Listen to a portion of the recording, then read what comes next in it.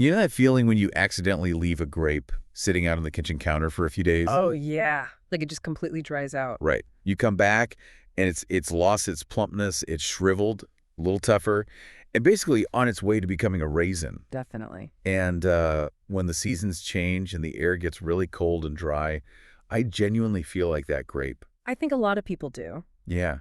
It feels as though the environment is physically shrinking us, Yeah. just aggressively pulling the moisture right out of our bodies. Well, it's a very accurate sensation. You really aren't imagining it. Your body is actually undergoing this massive systemic stress test when the temperature and humidity drop. Right. And it forces a physiological chain reaction that, honestly, it affects almost every organ system that interacts with the outside world. Which is exactly why we're doing this deep dive today. We're pulling together a pretty wide-ranging stack of sources. We're looking through dermatology reports, dental clinic guidelines, data from the British Menopause Society. Lots of different perspectives on this. Yeah, and a really fascinating peer-reviewed PLOS journal study. The mission here is to figure out the mechanics of this hidden war, that dynamic cold weather and low environmental humidity wage on the human body. It is a war, structurally speaking. Totally. We're going to unpack how our environment just extracts moisture from the skin, eyes, nose, and mouth. And also how internal factors like stress and hormones basically act as massive force multipliers. That internal factor is huge. So let's start at the perimeter, the outer shield. We all know winter air is dry, but what is the actual physics of it stealing our water? So it fundamentally comes down to the capacity of the air itself. Okay. Cold air physically cannot hold as much moisture as warm air. The water vapor condenses and just falls out. So when you step outside into the winter cold, that dry air acts like an enormous sponge. Like it's thirsty. Exactly. Yeah. It's actively seeking moisture to reach an equilibrium, and, well, your skin just happens to be the closest, most available water source. See, I always notice the dryness most when I'm just sitting on the couch in my living room, though. Like, the outdoor air is cold, but the indoor air feels almost baked. Oh, yeah. That indoor central heating severely compounds the problem. How so? Well, when you take that already moisture-depleted cold air from outside and heat it up indoors without introducing a humidifier, you are essentially creating an artificial desert right in your living room. Wow. Because the capacity of the air to hold water expands because it's warm, but there's no water in it, so it pulls even harder from you. Right, it's like a super sponge. Yes. This dual threat drives a massive spike in what dermatologists refer to as TEWL.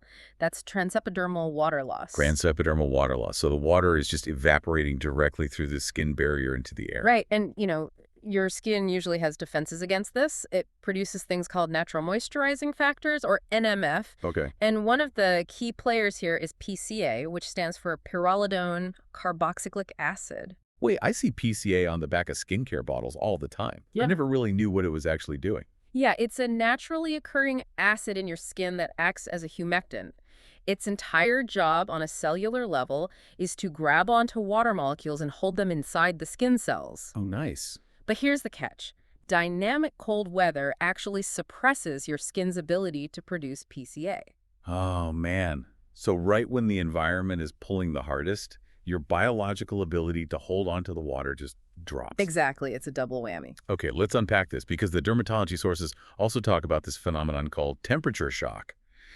Is this similar to, like, what happens when you pour boiling water on a frozen car windshield? That is a perfect biological parallel, actually. The structure just can't handle the rapid change. Right.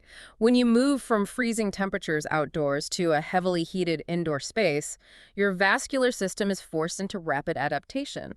In the cold, your blood vessels undergo vasoconstriction. So they narrow. Right. They narrow significantly to keep the warm blood in your core and away from your skin.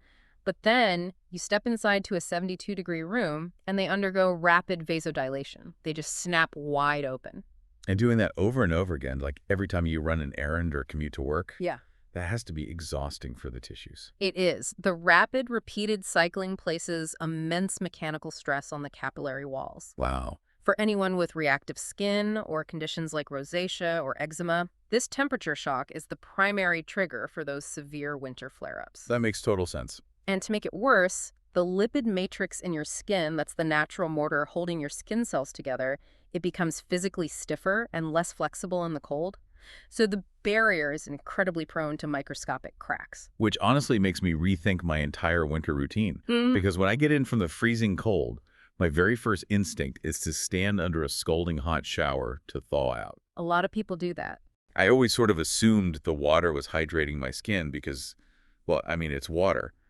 But if the mortar between the skin cells is already fragile, I'm guessing boiling it isn't helping. It is arguably one of the most damaging things you can do to a compromised skin barrier. Really? The mechanism here is purely thermal. Scalding hot water physically melts away those vital lipids, the ceramides, cholesterol, and fatty acids that form that protective mortar you just mentioned. So I'm basically washing my own waterproofing down the drain. You are. You step out of that hot shower, and your skin barrier is highly permeable. Oh, no. The hot water evaporates immediately into the dry bathroom air, and because the lipid barrier is compromised, it takes a huge amount of your skin's deep internal moisture with it. So what's the alternative? Just freeze? The dermatological consensus is to rely on lukewarm showers. Okay, lukewarm. Then, pat your skin dry, never rub it, and immediately apply moisturizers containing ceramides or hyaluronic acid while the skin is still slightly damp. Ah, so you're trying to trap that ambient water against the skin before it can escape. Yes, exactly. You are providing a synthetic seal to act in place of the natural lipids that the environment and the hot shower just stripped away. That makes a lot of sense.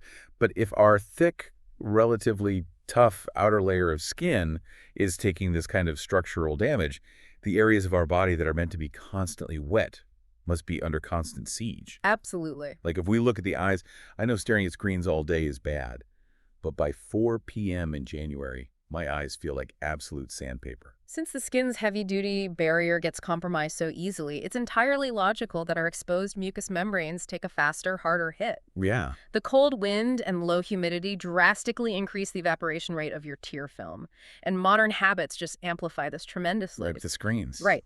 Staring at screens drastically reduces our blink rate. We go from blinking maybe 15 to 20 times a minute down to maybe 4 or 5 times. That is wild. We always talk about the 20-20-20 rule, where you look 20 feet away for 20 seconds every 20 minutes. But I have to ask you listening right now, how often do you actually remember to blink normally when you're completely hyper-focused on a spreadsheet?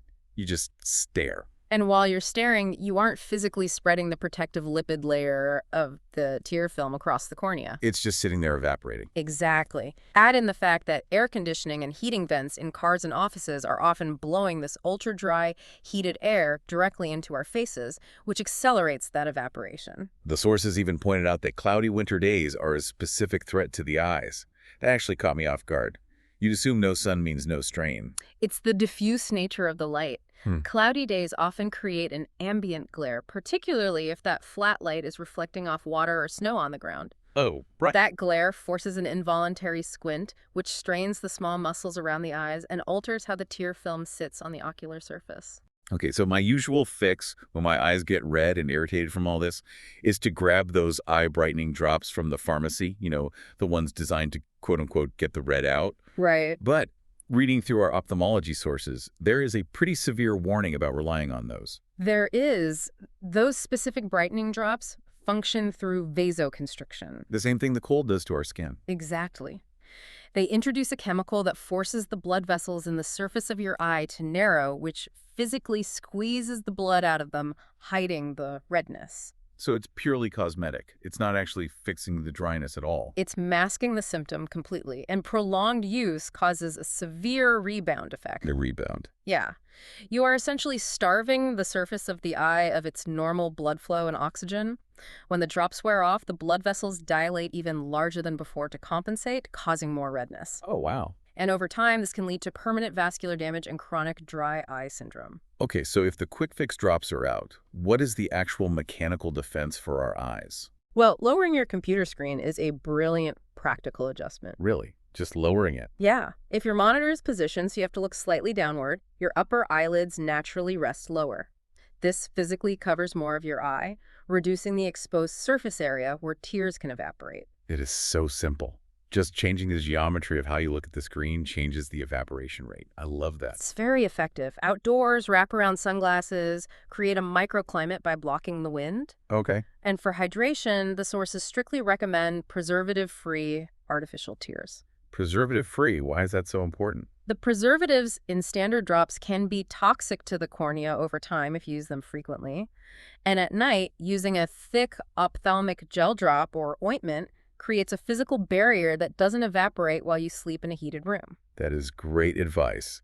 Now, if the ambient air is this aggressive toward our eyes, the air we're actively pulling into our bodies has to be causing chaos internally. I mean, the respiratory portals, like the nose and the mouth, they're designed to humidify the air we breathe before it hits the lungs. If the air is bone dry, those tissues have to be working overtime. They are working overtime, and the nasal mucosa is incredibly delicate. When the environmental humidity drops, the lining of the nose becomes thin, irritated, and it often cracks, which exposes the blood vessels and leads to winter nosebleeds. The clinical advice in our sources usually points to using humidifiers and saline sprays, and they mentioned keeping the area clean with damp wipes, but they were very explicit about not using baby wipes. I totally assumed those would be the gentlest option. Most people do. The issue there is the additives. Most commercial baby wipes contain subtle fragrances, preservatives, and sometimes mild detergents. Oh, sure. When you apply those to a compromised, cracked mucous membrane inside the nose, they act as severe irritants and can trigger localized allergic contact dermatitis. You really just want to stick to pure saline. Got it. Speaking of things you shouldn't put in your nose, I came across a really common home remedy in the deep dive. Sources dabbing a little petroleum jelly inside the nostrils to seal in the moisture. Ah, yes. It sounds super logical based on what we just discussed about sealing the skin, but the medical sources have a massive red flag on A this. huge red flag. While a tiny, infrequent dab on the very outer edge of the nostril might be harmless, using large amounts of petroleum jelly deep in the nose or using it consistently carries a rare but catastrophic risk. What actually happens to it? It doesn't just absorb. No, it's an inert petrochemical. The body can't absorb it. The risk is that as it warms up to body temperature, it can slowly migrate backward down the nasal passage, slip past the throat, and be aspirated into the trachea and down into the lungs. Wait. Because the body cannot metabolize or clear this heavy lipid, it pools in the lung tissue and causes a severe inflammatory reaction called exogenous lipoid pneumonia. So you're literally building up non-dissolvable fat in your lungs just by trying to fix a dry nose? Essentially, yes. Yeah. That is a terrifying mechanism. Okay, so heavy ointments are out. What about flushing the sinuses? Neti pots are hugely popular in the winter. They are an excellent way to restore moisture and clear out thick mucus, but the safety protocol is non-negotiable. You must never use unsterilized tap water in a sinus rinse. Because of the amoeba risk. Yes.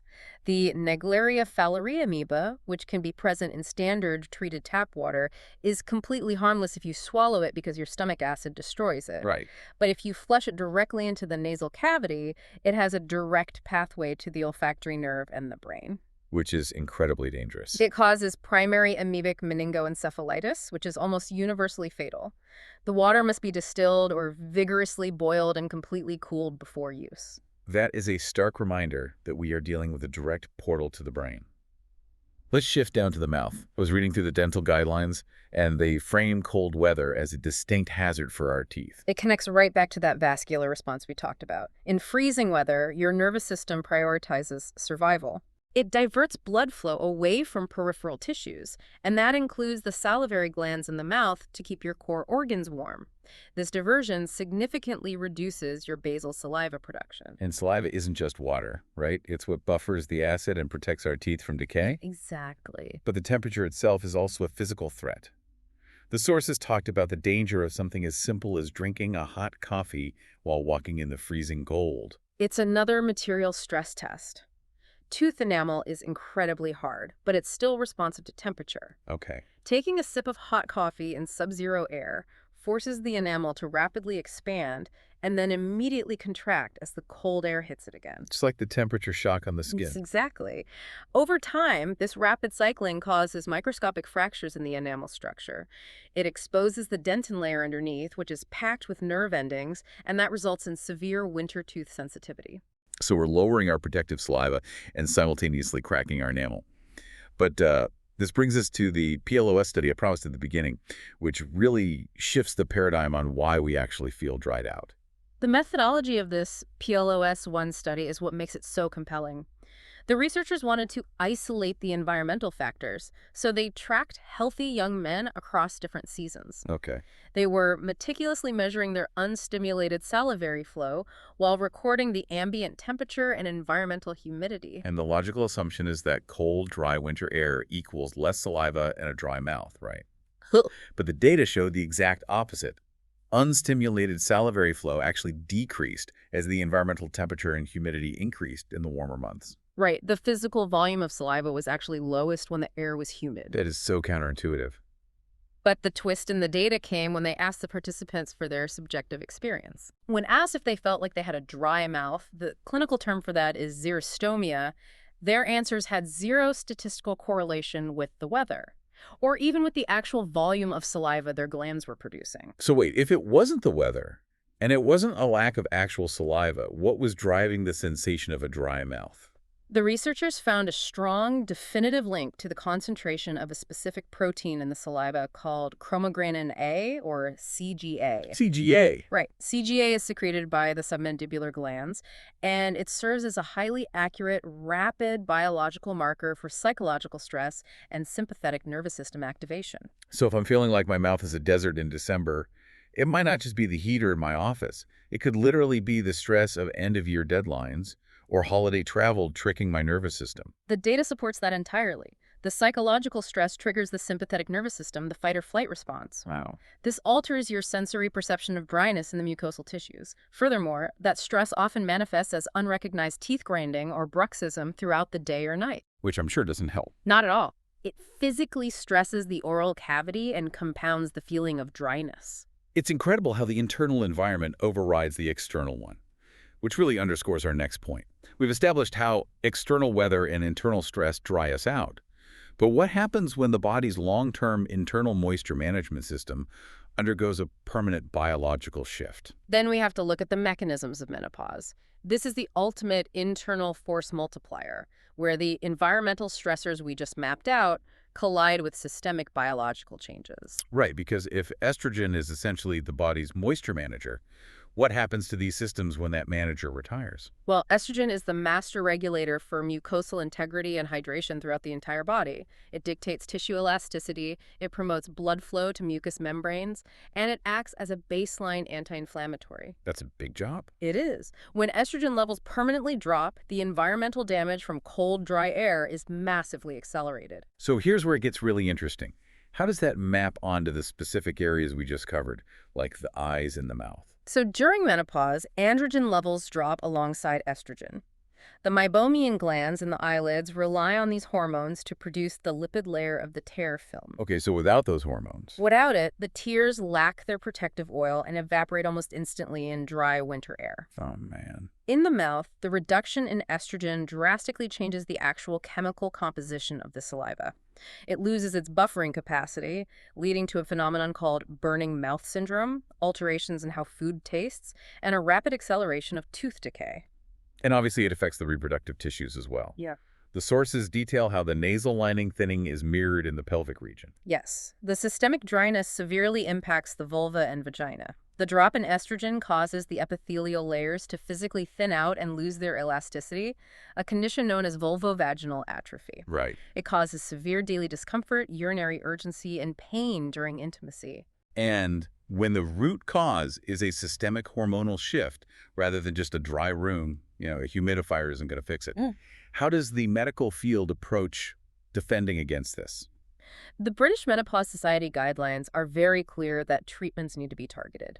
Systemic hormone replacement therapy, or HRT, is highly effective for vasomotor symptoms like hot flushes, and it provides crucial long-term bone and cardiovascular protection. Oh, yeah. But systemic HRT doesn't always reach the peripheral mucosal tissues with enough concentration to resolve the localized dryness. So you need localized tools for localized problems. Exactly. For vulvovaginal symptoms, the clinical focus is often on localized treatments. Vaginal estrogen creams or pessaries deliver the hormone directly to the tissue receptors that need it. Right. And that restores the mucosal thickness and moisture without significantly raising estrogen levels in the bloodstream. The sources also mention prastrone and ospemifene. How do those differ? Prastrone is a localized DHEA treatment that the vaginal tissues convert into necessary hormones right at the cellular level. And ospemifene is an oral medication, but it acts as a selective estrogen receptor modulator. It binds to estrogen receptors specifically in the vaginal tissue to mimic the effects of estrogen and rebuild the tissue structure. That's incredibly precise. It is. The critical takeaway from the data is that there are advanced biological solutions available. No one has to just accept the systemic drought as a given. Okay, we've mapped the biological battlefield. We know how the physical cold, the indoor heat, our own psychological stress, and our hormonal shifts all conspire to dehydrate us. Let's consolidate this into an actionable, holistic defense strategy for you listening right now, a multi-layered defense. Well, you certainly can't just apply a generic lotion and expect it to counter all these mechanisms. The first line of defense is modifying the environment with humidifiers. But the Environmental Protection Agency guidelines and our sources have a very specific protocol for them, though. Yes, they are essential for bringing indoor humidity back to that sweet spot of 40 to 60%. But the EPA warns that if you don't clean them rigorously, they basically act as aerosolizers, blasting bacteria and mold spores directly into your respiratory tract. That's a terrible trade-off. It is. Also, positioning matters. If you point a humidifier directly at wooden furniture or drywall, you will create localized condensation and promote toxic mold growth right in your house. Okay, so maintain the hardware carefully. What about hydrating from the inside? Because we're always told to just drink 8 glasses of water a day. Simply chugging liquid water is actually an inefficient way to hydrate the skin. Really? Yeah, when you drink a glass of water, your circulatory system prioritizes your vital organs, your brain, your heart, and your liver. The skin is at the extreme periphery. It is the absolute last in line to receive that moisture. So how do we force the hydration into the tissues? By eating your water, and more importantly, eating your lipids. Okay. Consuming structured water found within the cellular matrix of cucumbers, melons, and leafy greens allows your digestive tract to absorb the hydration much more slowly and sustainably. That makes sense. But to fix the skin barrier, you must consume essential fatty acids, omega-3 and omega-6. From things like walnuts, flaxseed, and oily fish. Yes. Your skin cannot manufacture the ceramide seal on its own without these raw materials. When you ingest these lipids, your body metabolizes them and physically transports them to the epidermis to rebuild the mortar between the skin cells from the inside out. Oh, I love that. Rebuilding the mortar. And for defending the mouth, especially against that stress-induced dry mouth, the dental sources highlighted xylitol sugar-free gum. The mechanism here is so fascinating. It doesn't just make your mouth water. No, it does more than that. The mechanical chewing stimulates the salivary glands, which is great, but xylitol is a sugar alcohol. Right. The bacteria in your mouth that cause decay, specifically Streptococcus mutans, ingest the xylitol thinking it's regular sugar. But it's a trap. Exactly. They lack the biological enzymes to metabolize it. It physically blocks their energy pathways, and they effectively starve to death, protecting your teeth even when your saliva is low. It's biological warfare in a stick of gum. Pretty much. So I have to ask you listening right now, what is your first move going to be? Are you going to change the geometry of your desk to lower your monitor? Are you going to add flaxseed to your morning routine to rebuild your skin's mortar? Or maybe you're going to start paying attention to whether your dry mouth is actually a flashing warning light for your stress levels. It's really about auditing the microenvironments you inhabit. Small, mechanistically sound changes like turning down the shower temperature or using preservative-free gel drops they compound over the winter months into a massive difference in your physical resilience. To recap this journey, we started with the sheer physics of transepidermal water loss and how temperature shock shatters our skin's lipid barrier. We explored the evaporation of our tear film, the dangers of petroleum jelly in the nasal cavity, and the PLOS study revealing that stress, not just the weather, dries the sensation of dry mouth. A lot of hidden factors. Yeah. And finally, we looked at how menopause removes the body's master moisture regulator, requiring both systemic understanding and localized treatments to rebuild our defenses. If we look at the overarching theme of all these sources, I want you to consider how our modern obsession with extreme climate control is essentially forcing our ancient, highly adaptive biology to live in artificial, man-made deserts. That's a wild way to think about it. We run the AC constantly in the summer, and we bake our indoor air with central heating all winter. We have engineered home and work environments that are fundamentally hostile to our skin, eyes, and respiratory systems. Yeah.